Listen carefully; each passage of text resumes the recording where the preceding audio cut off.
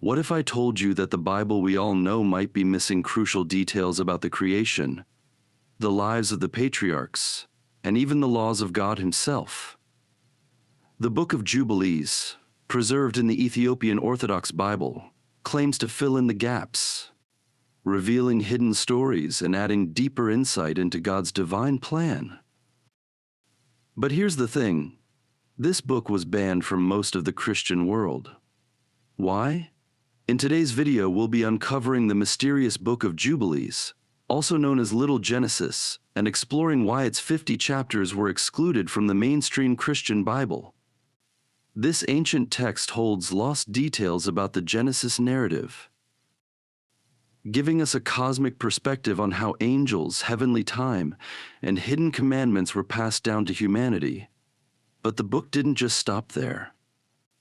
It even insists that the calendar most of the world follows is wrong, and that time itself was given a sacred structure by God that few follow today. So why was this ancient text rejected by the early church? What secrets does it contain that were deemed too controversial for mainstream Christianity? The Book of Jubilees begins with a retelling of the creation story that we know from Genesis, but it goes far beyond what most Bibles include. According to Jubilees, when God created the world, He didn't just bring life into being, He also set up the very structure of time itself, aligning it with His divine order. This is where the concept of sacred time comes in. Unlike the traditional calendar most of us follow, the Book of Jubilees introduces a precise solar calendar, overseen by heavenly angels, that governs the cosmic cycles of the universe. This isn't just about counting days. This is about living in perfect alignment with God's will. Jubilees claims that humanity was meant to follow this divine calendar, which consists of 364 days, divided into 4 seasons of exactly 91 days each. This structure ensures that sacred days like the Sabbath and festivals always fall on the correct date. It's a perfect system, but it's one that the rest of the world has forgotten.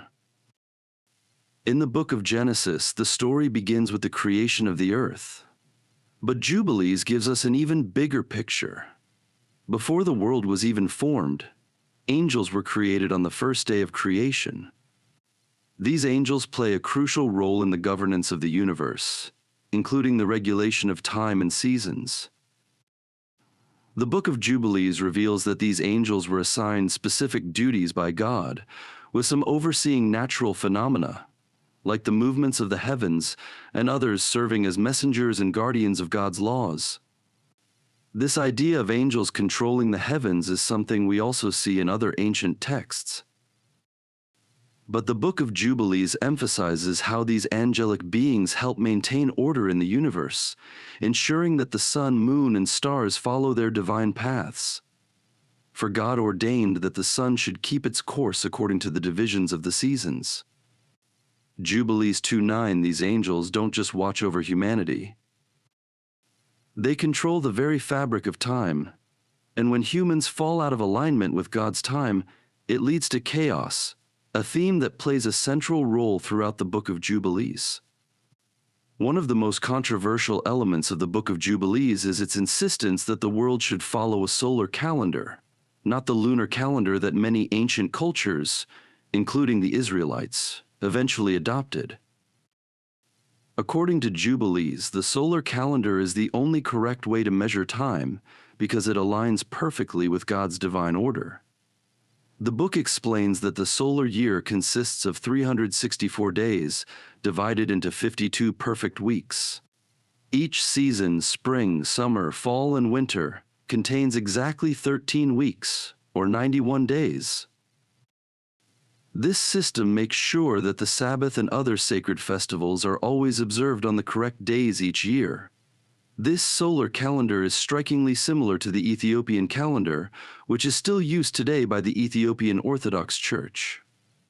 The Ethiopian year is divided into 13 months, 12 months of 30 days, with an additional month called Pagum, consisting of 5 or 6 days to make up the difference.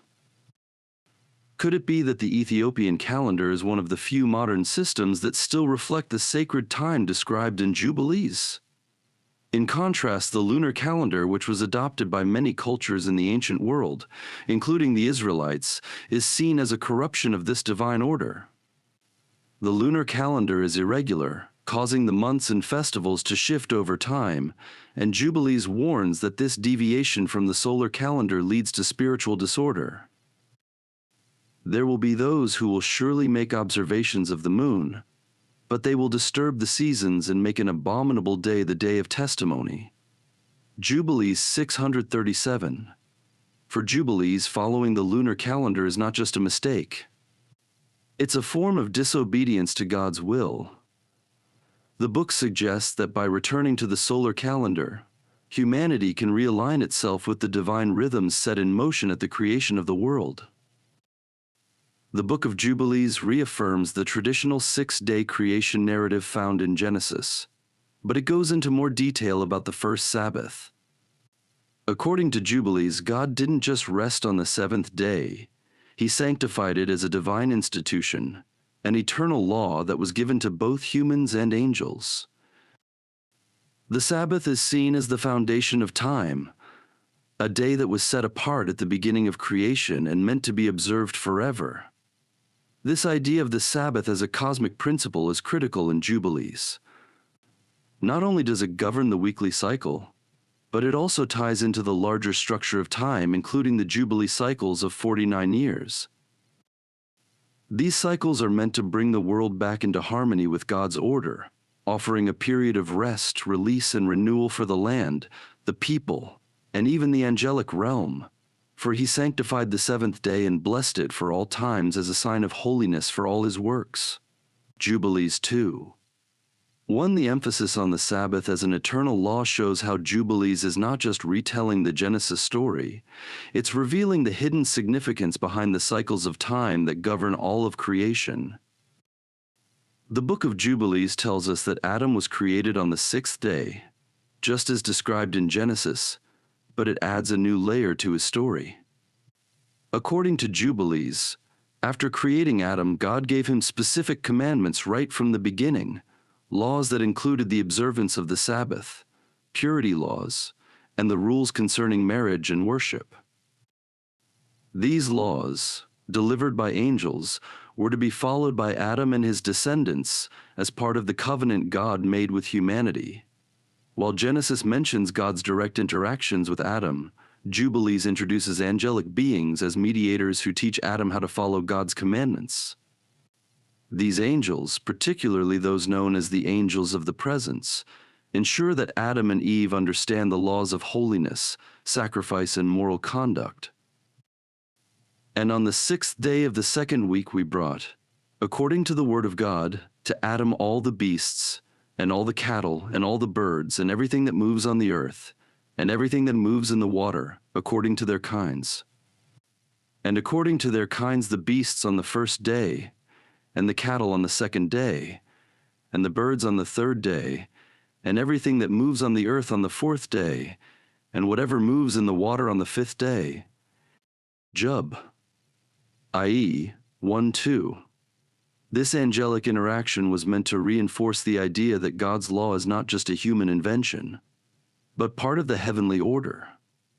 The angels taught Adam that he must observe God's laws as an eternal covenant, just as they observed the same laws in the heavenly realm. Could it be that God's laws, passed down through angels, were given to humanity long before Moses received the Ten Commandments? And what might we learn from these ancient laws? If you're curious about the laws God gave to Adam and how they compare to the laws of Moses, let us know in the comments. Should we dive deeper into the ancient commandments passed down from the earliest days of creation? After the fall of Adam and Eve, Jubilees adds new insight into the story of their children, Cain and Abel. While Genesis tells us that Cain killed Abel, the Book of Jubilees provides additional details about the events that followed. Cain's murder of Abel is seen as the first major breach of God's law, a sin that leads to spiritual consequences for all of humanity.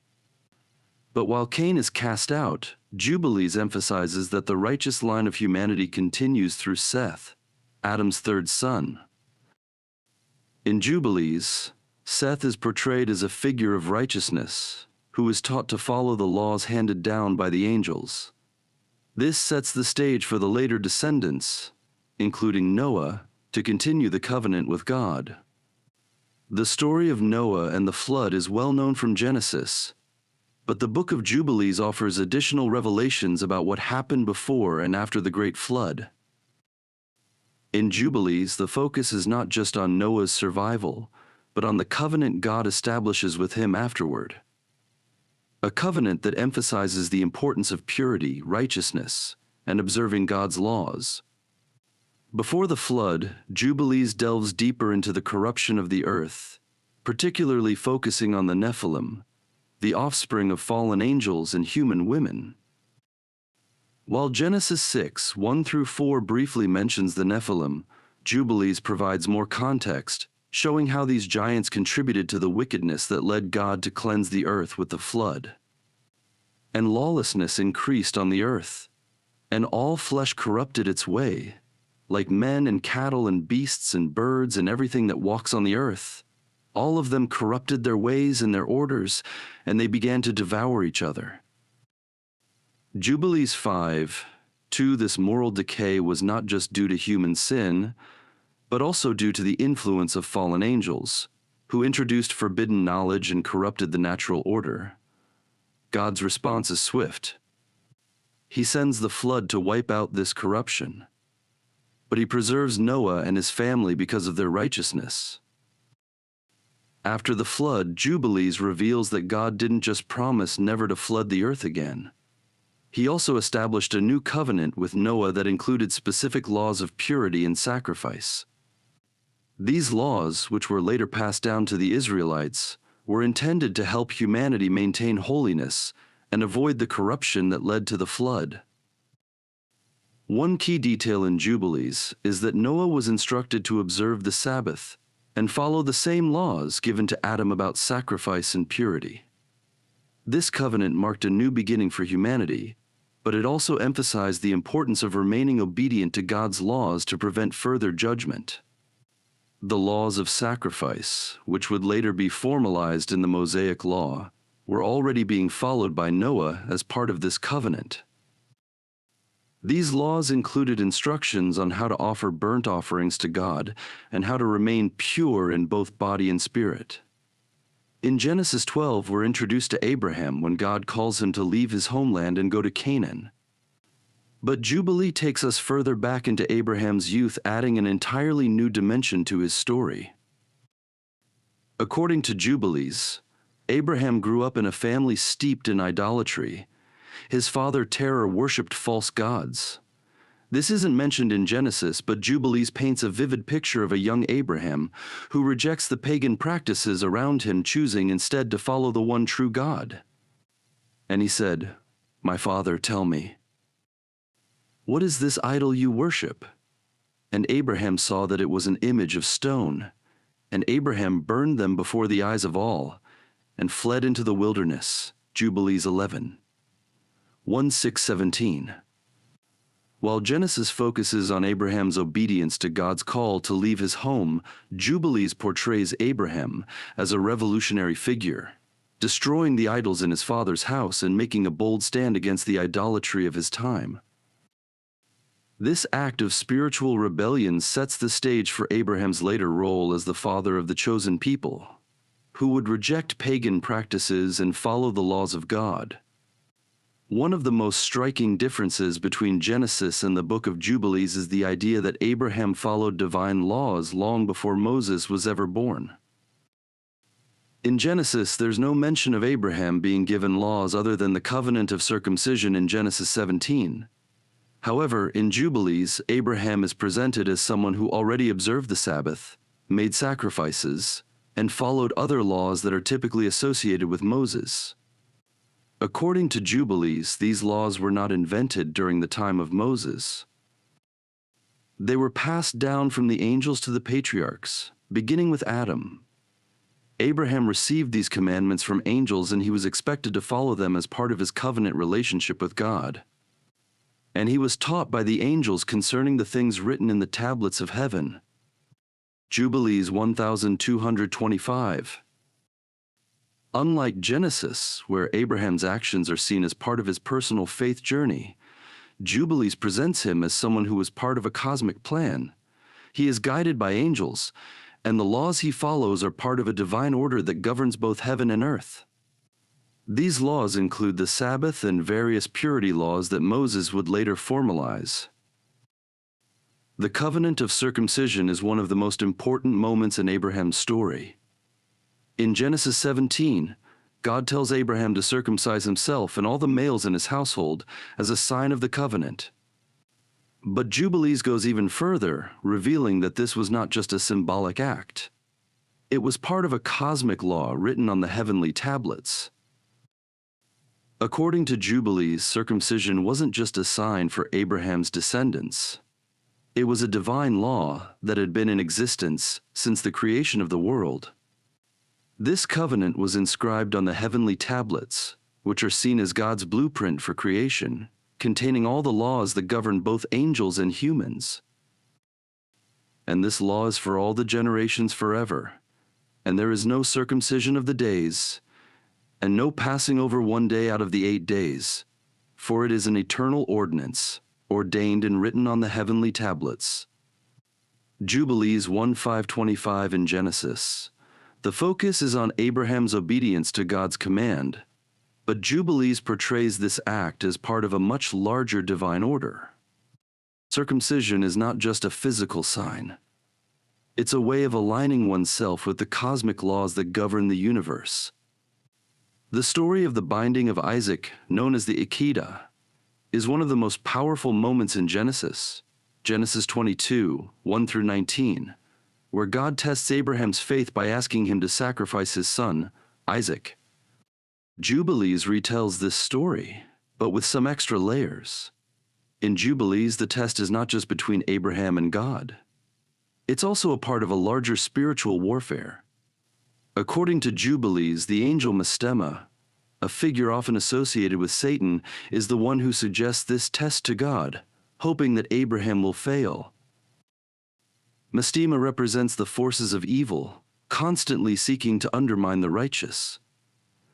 The book of Jubilees adds that angels intervened during the binding, and God allowed the test to show that Abraham's faith was greater than the temptations of evil.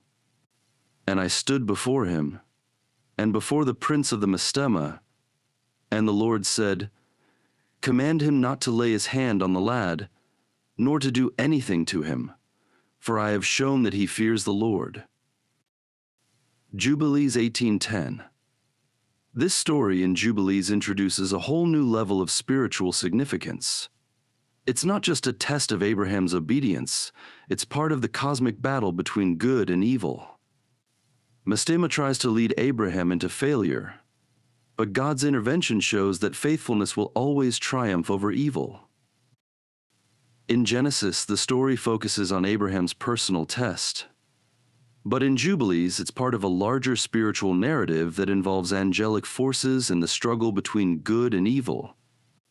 In Genesis 2:5-23, we're told that before Jacob and Esau were even born, God revealed to their mother, Rebekah, that the two brothers would become the heads of two nations, and that the older Esau would serve the younger Jacob. Jubilees expands on this prophecy, emphasizing that this wasn't just a family feud. It was part of a cosmic design in which Jacob was always meant to inherit the blessing and continue the line of righteousness that started with Abraham. Jubilees adds a layer of predestination, revealing that Jacob was chosen from birth to carry on the covenant while Esau was destined to stray from God's plan. The book even notes that Isaac and Rebekah were given divine knowledge about Esau's rebellious nature and his future descendants' opposition to Israel. "And the Lord said unto her, 2 nations shall be divided from your womb, and one nation shall be stronger than the other, and the elder shall serve the younger." Jubilees 19:13. Genesis reference Genesis 2:5-23. Two nations are in your womb, and two peoples from within you will be separated. One people will be stronger than the other, and the older will serve the younger. In Genesis, we see this struggle unfold through Jacob's cunning and Esau's impulsiveness. But Jubilees explains that Jacob was always meant to inherit the birthright, and that his actions, although deceptive, were part of fulfilling a divine plan. One of the key differences in Jubilees is the portrayal of Esau as more than just a brother who loses his birthright. Jubilees emphasizes that Esau represents a line of rebellion against God's chosen people. His descendants, the Edomites, are portrayed as a nation that will rise in opposition to Israel, fulfilling the prophecy that the elder will serve the younger, while Genesis mentions the hostility between Esau and Jacob. After the birthright and blessing incidents, Genesis 2:7-41, Jubilees expands on this theme, showing how Esau's descendants would become a nation that directly opposes Jacob's line, the future Israelites. This is part of the larger cosmic conflict that Jubilees often emphasizes, the struggle between righteousness, Jacob, and rebellion, Esau. And Esau took his wives and his sons and all that he had, and he went up to the hill country of Seir and lived there. And Esau became a nation, and they oppressed Jacob's descendants. Jubilees 37. 1. Genesis reference Genesis 36. 8. So Esau, that is, Edom, settled in the hill country of Seir. Jubilees makes it clear that Esau's rebellion was not just personal, but national. His descendants would become the Edomites, who would go on to have numerous conflicts with the Israelites, reflecting the spiritual battle that began with their forefathers. One of the most significant moments in Jacob's life is when he receives the blessing from his father, Isaac. In Genesis, this blessing ensures that Jacob becomes the father of the 12 tribes of Israel, Genesis 27. But Jubilees goes even further, emphasizing that Jacob was given not just a blessing but also a continuation of the divine laws that had been passed down from Abraham. According to Jubilees, after Jacob receives the blessing, God and the angels reveal to him the laws that he and his descendants must follow. These include the observance of the Sabbath, purity laws in the sacred calendar, laws that would later become formalized in the Mosaic Law. Jacob is portrayed as the keeper of these laws, tasked with ensuring that his descendants, the future Israelites, follow them as part of their covenant relationship with God. And the Lord appeared to him by night and said, I am the Lord God of Abraham, your father, and the God of Isaac. The land whereon you are sleeping I give to you and your seed shall be as the stars of heaven. Jubilees 2:7-23. Genesis reference, Genesis 2:8-1-2-1-5. The vision of the ladder and God's promise to Jacob in Jubilees.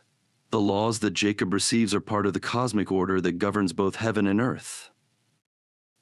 This emphasis on Jacob as the inheritor of divine law elevates his role beyond just receiving a birthright. He becomes the custodian of God's eternal commandments, linking him to the heavenly tablets mentioned earlier in Jubilees. Jubilees doesn't just stop at the rivalry between Jacob and Esau. It expands this conflict into a prophetic vision of the ongoing struggle between their descendants. The book suggests that the nations that arise from Esau will continually oppose Jacob's descendants, the Israelites, throughout history. Thank you. This goes beyond the personal feud between two brothers and ties into the idea of a spiritual battle between righteousness, Jacob Israel, and rebellion, Esau Edom. In Jubilees, this prophetic struggle is not just about territorial conflict. It's part of the greater cosmic war between the forces of good and evil. Esau's line represents nations that will become enemies of God's chosen people, and this tension continues throughout biblical history. This spiritual opposition between Israel and the descendants of Esau plays a key role in Jubilees' apocalyptic vision, linking the conflict to the end times. And Jacob and his sons came down into Egypt to Joseph, and Esau's sons remained in the land of Edom.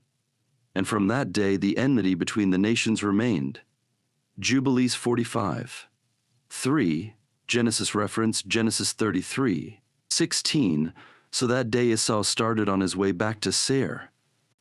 This vision of an ongoing spiritual struggle reflects the broader themes of Jubilees, where the story of the patriarchs is part of a larger cosmic plan, one that involves not just the family of Abraham, but the destinies of nations and the ultimate battle between good and evil.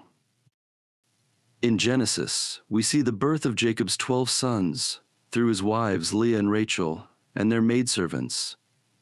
These 12 sons, Reuben, Simeon, Levi, Judah, Dan, Naphtali, Gad, Asher, Issachar, Zebulun, Joseph, and Benjamin, become the heads of the tribes of Israel.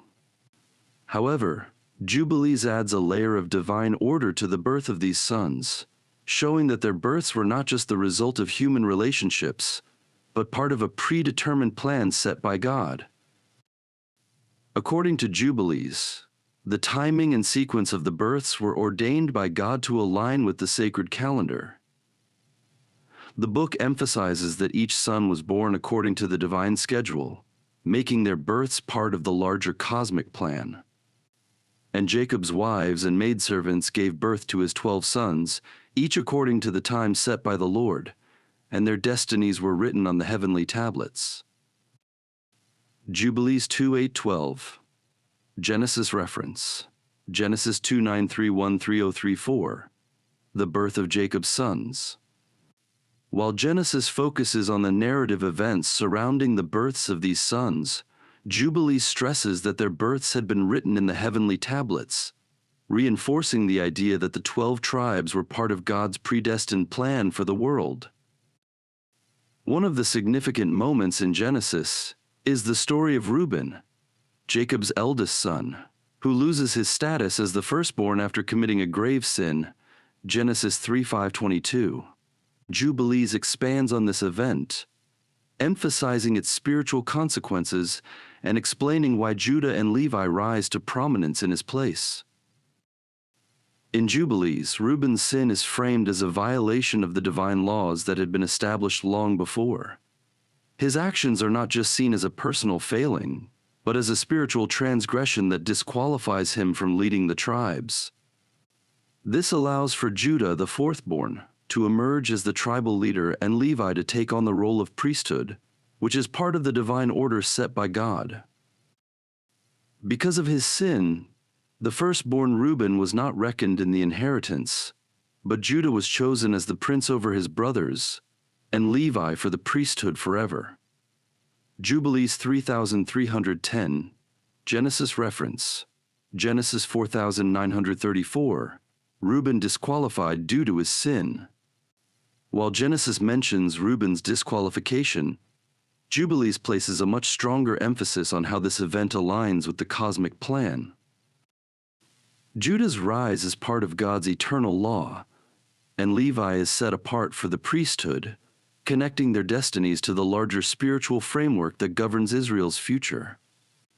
In the Bible, the tribe of Levi is set apart for the priesthood, with Moses and Aaron descending from this tribe, Exodus 28.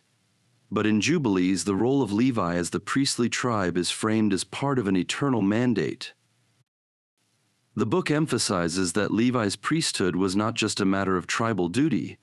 It was established in the heavenly tablets long before the Levitical priesthood was formalized under Moses. According to Jubilees, Levi was chosen by God to be the spiritual leader of the tribes, responsible for ensuring that the divine laws were observed. His priestly role is described as part of the cosmic order, and he is given special responsibilities that connect heaven and earth. And Levi was set apart for the priesthood forever, to offer sacrifices, and to mediate between the people and the Lord, for it was ordained on the heavenly tablets. Jubilees 32:17, Genesis reference, Exodus 28, Levi's descendants set apart as priests. While Genesis and Exodus focus on the Levitical priesthood during Moses' time, Jubilees emphasizes that Levi's role was part of God's plan from the very beginning.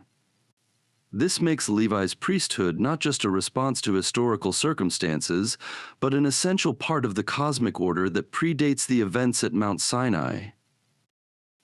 In Genesis, the 12 sons of Jacob go on to become the heads of the 12 tribes, and we see their journeys unfold as they eventually settle in the Promised Land. But in Jubilees, the tribes are not just inheritors of land, they are portrayed as guardians of God's law, tasked with upholding the divine commandments passed down from Abraham and Isaac. According to Jubilees, each tribe carries a specific spiritual responsibility and is expected to follow the laws written on the heavenly tablets.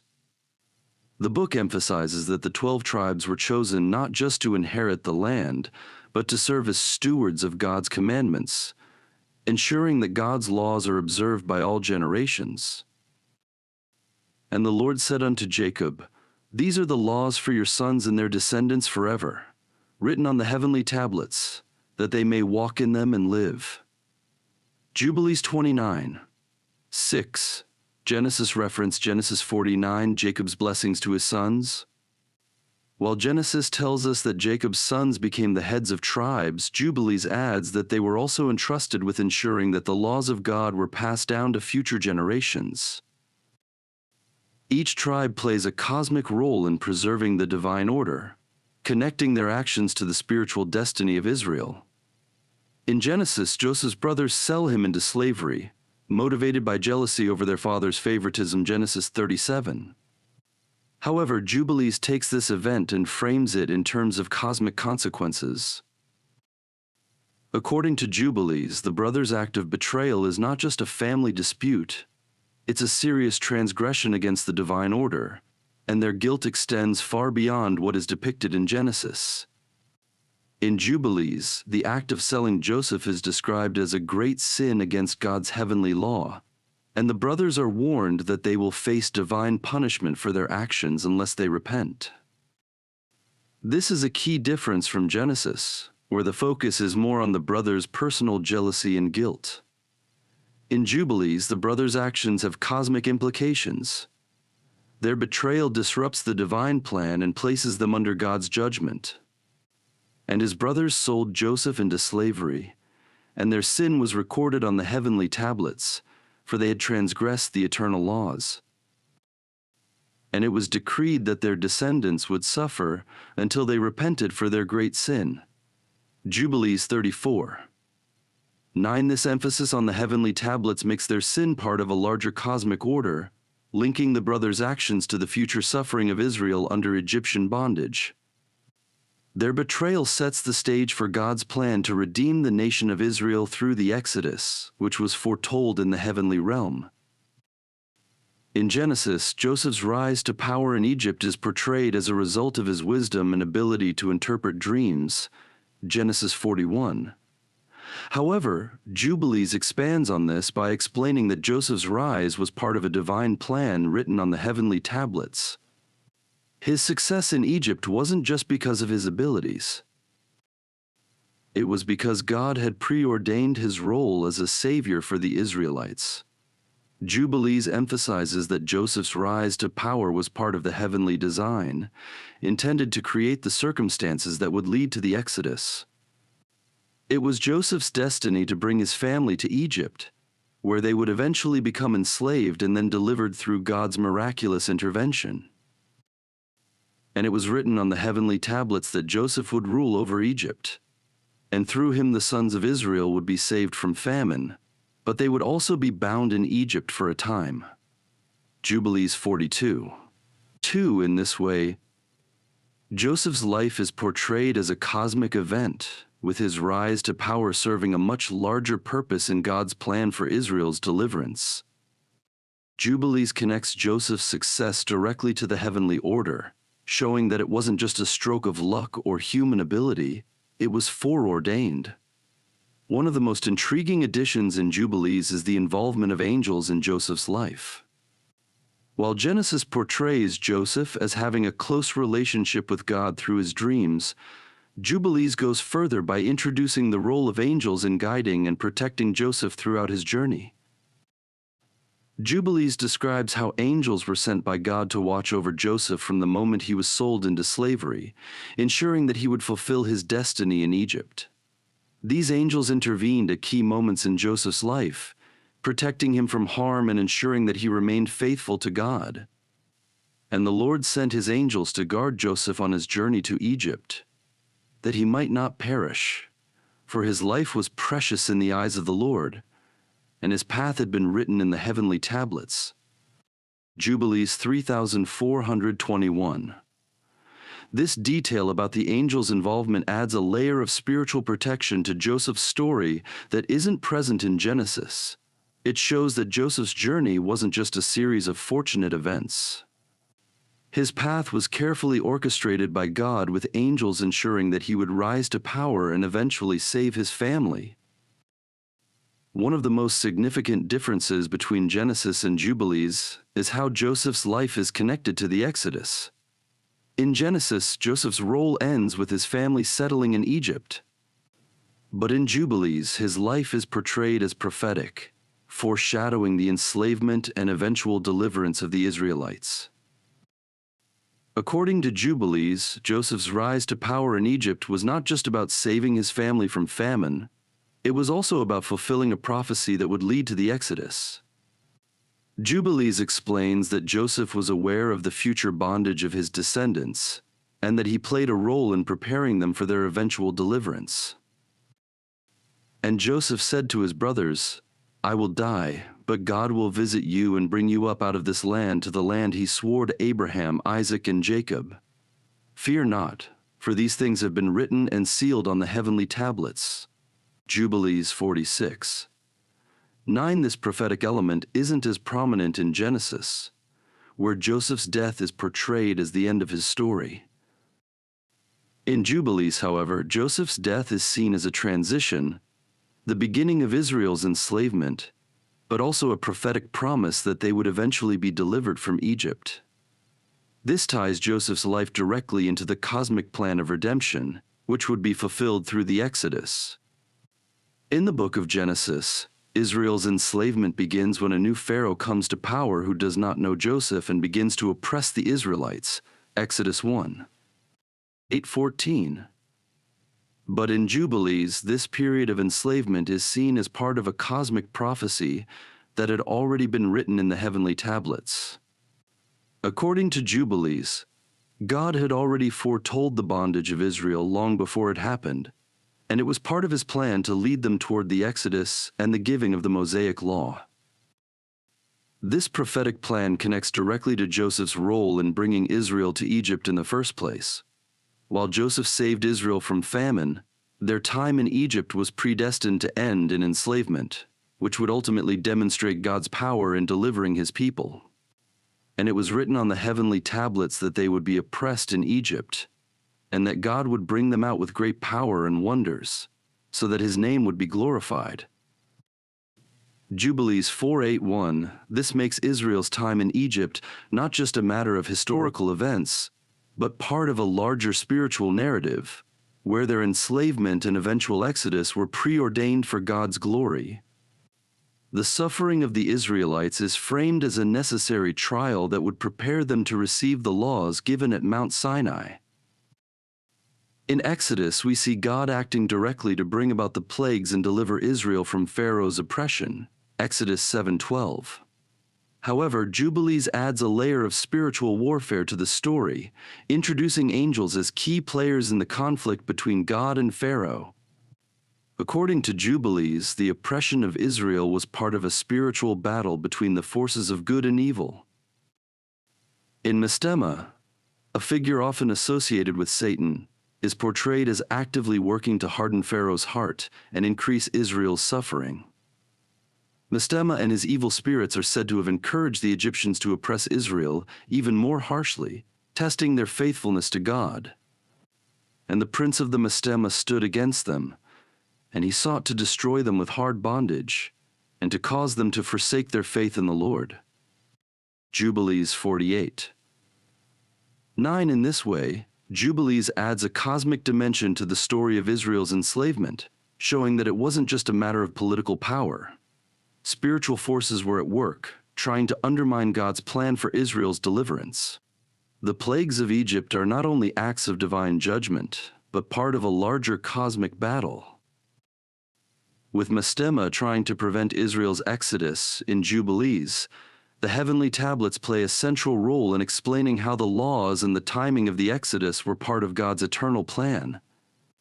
According to Jubilees, the exodus wasn't just a reaction to Israel's suffering. It had been carefully timed and preordained according to the divine calendar written on the heavenly tablets.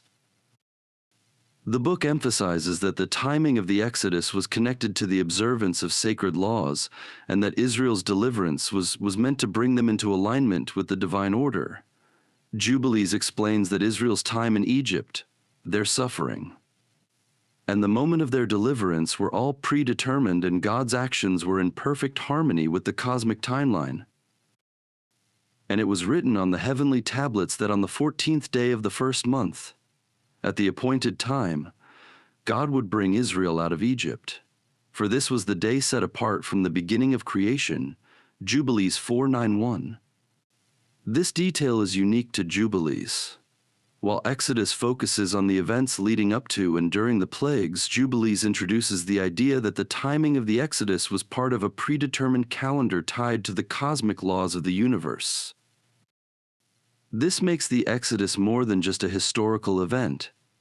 It's part of the spiritual fabric of creation. The 10 plagues in Exodus 7:12 are a dramatic display of God's power sent to force Pharaoh to release the Israelites. In Jubilees, however, the plagues are given cosmic significance. They are not only divine punishments, but also symbolic acts that represent the defeat of Egypt's gods and the spiritual forces behind them. Jubilees explains that each plague was aimed at disempowering the false gods of Egypt, demonstrating that only the God of Israel had true power over heaven and earth. Each plague was a strike not just against Pharaoh, but against the spiritual rulers of Egypt, undermining the forces of darkness that sought to keep Israel enslaved. And the Lord sent the plagues upon Egypt, not only to judge Pharaoh, but to show that the gods of Egypt were nothing before him, for they were false powers, unable to stand before the Almighty. Jubilees 4:8-11 in this view, the plagues are part of the larger cosmic conflict between good and evil, where the God of Israel defeats both the physical and spiritual powers of Egypt. Jubilees also suggests that Mastema and his evil forces were working behind the scenes to prevent Pharaoh from releasing Israel. But God's power overwhelmed them at every turn. In Exodus, we see Moses receive the law directly from God on Mount Sinai, but Jubilees adds the detail that these laws were not created in that moment. They were already inscribed on the heavenly tablets long before Moses' time. According to Jubilees, the heavenly tablets are essentially a cosmic record of all of God's laws, established at the very beginning of creation, and they serve as a guide for both angels and humans. Jubilees emphasizes that Moses was simply the human recipient of laws that had been preordained for all time. The Mosaic Law, therefore, is not just a set of rules for the Israelites, it's part of a divine order that governs the entire universe. This means that the laws given to Moses were always meant to be revealed, and their timing was in accordance with the divine calendar. And the law and the testimony were ordained and written on the heavenly tablets, created even before the foundation of the world, so that they might guide all the generations of the children of Israel. Jubilees 6:17, while Exodus focuses on the dramatic revelation of the law at Sinai, Jubilees presents it as part of a cosmic plan. The laws were already written in heaven, waiting for the right time to be revealed to Moses and the Israelites. One of the most fascinating aspects of Jubilees is its insistence that the Mosaic Law was observed long before Moses. While the traditional Bible portrays Abraham, Isaac, and Jacob as righteous individuals, it doesn't specify that they were given the full law. Jubilees, on the other hand, claims that the patriarchs were already observing the Sabbath, performing sacrifices, and following many of the laws that would later be given to Moses. This makes the Mosaic Law not a new development, but a restoration of the laws that had been passed down from the beginning of time. The patriarchs received these commandments through divine revelation and through the angels who guided them. For example, Abraham is described as following the Sabbath and the dietary laws long before they were officially given to Israel. For Abraham kept the Sabbath, circumcised his sons, and followed the commandments of the Lord that were written on the heavenly tablets. And the law was revealed to him through the angels of God. Jubilees 16:28. In this way, Jubilees presents the law as a timeless code given to all the righteous from Adam onward. Moses was simply the one chosen to deliver it in its complete form to the nation of Israel. One of the most unique contributions of Jubilees to the story of the Mosaic Law is its emphasis on the cosmic calendar. In Jubilees, the observance of time, particularly the Sabbath festivals and the Jubilee years, is central to the divine order. These laws of timekeeping are presented as part of the heavenly tablets, and following them is seen as a way of aligning with the divine rhythm of the universe in Jubilees. The solar calendar is emphasized over the lunar calendar, with a year consisting of 364 days. This system is seen as the correct way to observe God's commandments, ensuring that all festivals and Sabbaths fall on their proper days. Jubilees warns that deviating from this divine calendar can lead to spiritual disorder, which is why the laws of timekeeping are so central to the Mosaic Law. And the Lord spoke to Moses and said, "Write down for Israel the law of the Sabbath and the festivals. For these times are ordained on the heavenly tablets, and you must observe them exactly, lest you fall into error." Jubilees 52, this focus on the cosmic calendar isn't as prominent in the traditional Bible, where the Sabbath and festivals are mentioned, but without the same emphasis on their cosmic origins. Jubilee stresses that following this calendar is key to remaining in God's favor, as it aligns human life with the divine plan. While the Mosaic Law in the Bible is given specifically to the Israelites, Jubilees presents these laws as eternal, binding not only for Israel, but for all generations and even the angels. The book of Jubilees emphasizes that the laws written on the heavenly tablets are not just temporary guidelines for a single nation, they are eternal commandments that govern both heaven and earth. In Jubilees, the laws given to Moses are meant to be observed by all of God's creation, including the angels, who are portrayed as keeping the Sabbath and observing God's festivals in heaven.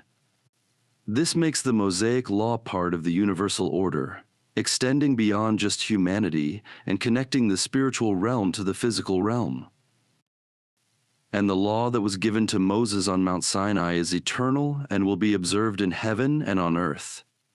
The angels keep the Sabbath, and the righteous will observe the commandments forever. Jubilees 5013, this idea of the eternal law isn't as explicit in the traditional Bible, where the focus is on the covenant between God and Israel. In Jubilees, however, the law is portrayed as part of the fabric of the universe, binding both angels and humans to God's cosmic order.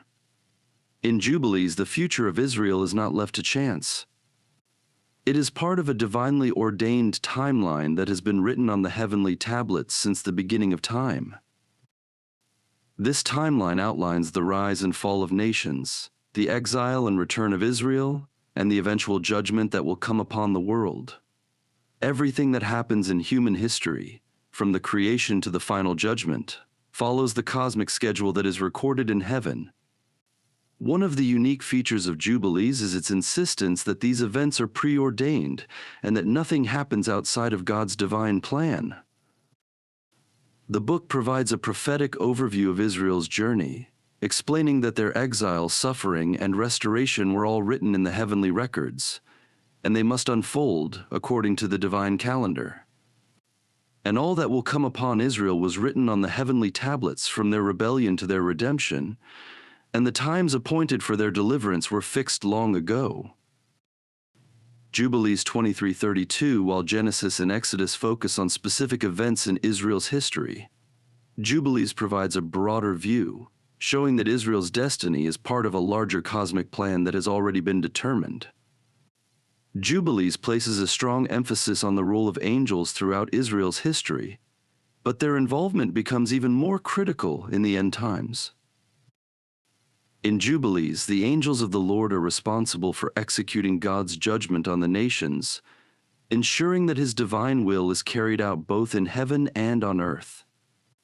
As the end of days approaches, Jubilees describes how angels will descend to separate the righteous from the wicked, gathering those who have remained faithful to God's commandments. The book of Jubilees also introduces the idea that Mastema, the leader of the evil spirits, will be bound and cast into the abyss, symbolizing the ultimate defeat of the forces of darkness.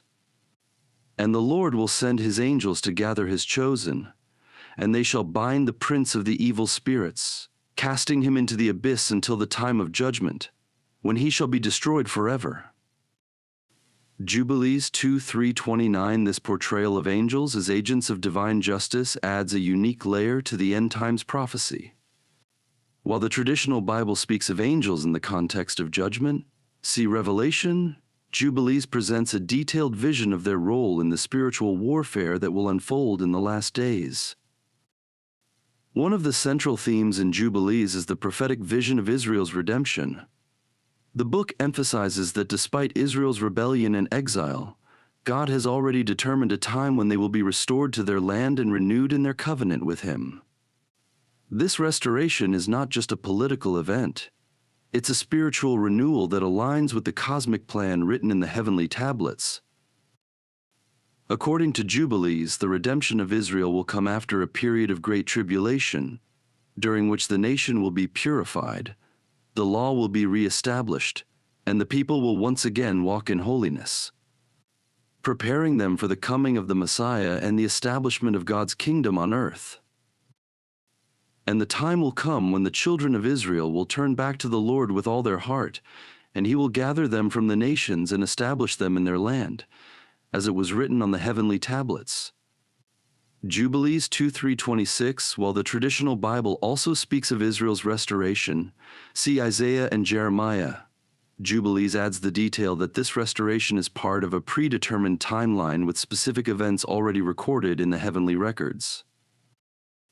In the end times, Jubilees describes the coming of a messianic kingdom where God's chosen ruler, often interpreted as the Messiah, will establish righteousness on earth.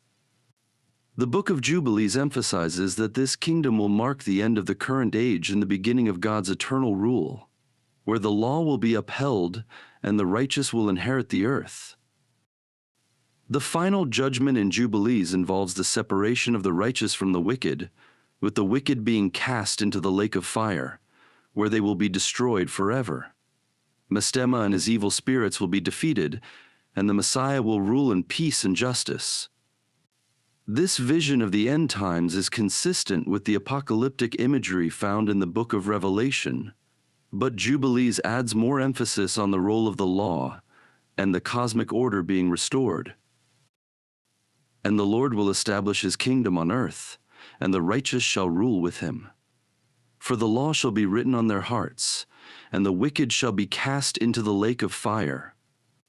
Jubilees 5013. This messianic kingdom in Jubilees reflects a vision of a restored creation, where the law is fully observed, and the righteous are rewarded for their faithfulness. The final judgment brings about the ultimate defeat of evil, ushering in an era of eternal peace. If you found value in this deep dive into the book of Jubilees and its unique cosmic vision of biblical history, be sure to share this video with others. Others who might be interested in exploring these profound mysteries. By sharing, you help us continue uncovering ancient texts and revealing the hidden layers of God's eternal plan. Don't forget to like, subscribe to Deep Bible Stories, and join the conversation in the comments. Together we can delve even deeper into these fascinating biblical insights.